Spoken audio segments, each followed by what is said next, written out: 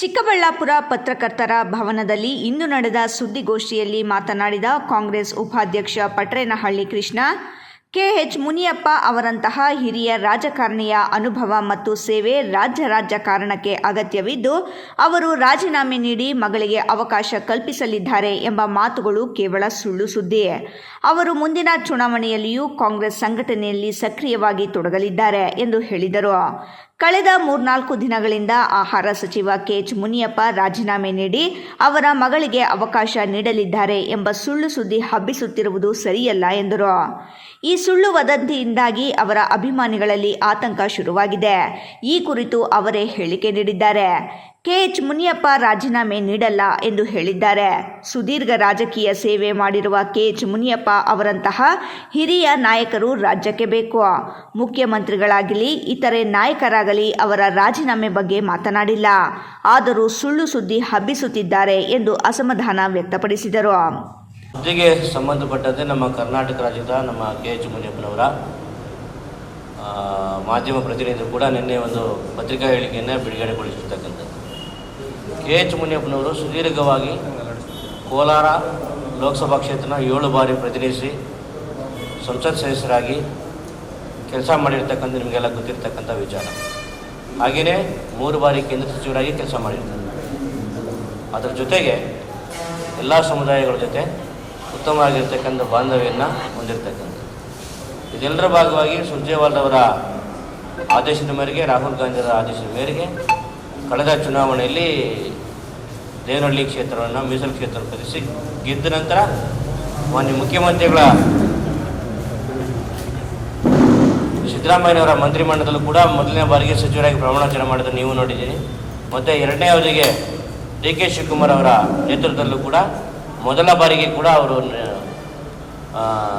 ಸಚಿವರಾಗಿ ಪ್ರಮಾಣವಚನ ಮಾಡಿರ್ತಕ್ಕಂಥ ನಿಮಗೆಲ್ಲ ಗೊತ್ತಿರ್ತಕ್ಕಂಥ ವಿಚಾರ. ಕೆಲವೊಬ್ಬರು ಕೆಎಚ್ ಮುನಿಯಪ್ಪನವರ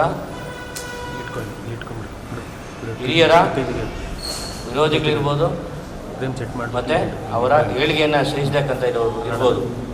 ಕೆಲವೊಂದು ಮಾಧ್ಯಮಗಳಲ್ಲಿ ಇಲ್ಲ ಸಲ್ಲದ ಊಹಾಪೋಹಗಳನ್ನು ಕೆಎಚ್ ಮುನಿಯಪ್ಪನವರು ರಾಜೀನಾಮೆಯನ್ನು ನೀಡಿ ಅವರ ಮಗಳಿಗೆ ಅವಕಾಶ ಮಾಡಿಕೊಡ್ತಾರೆ ಅಂತಕ್ಕಂಥ ಸುಳ್ಳು ಸುದ್ದಿನ ಹಬ್ಬಿಸ್ತಾ ಇದ್ದಾರೆ.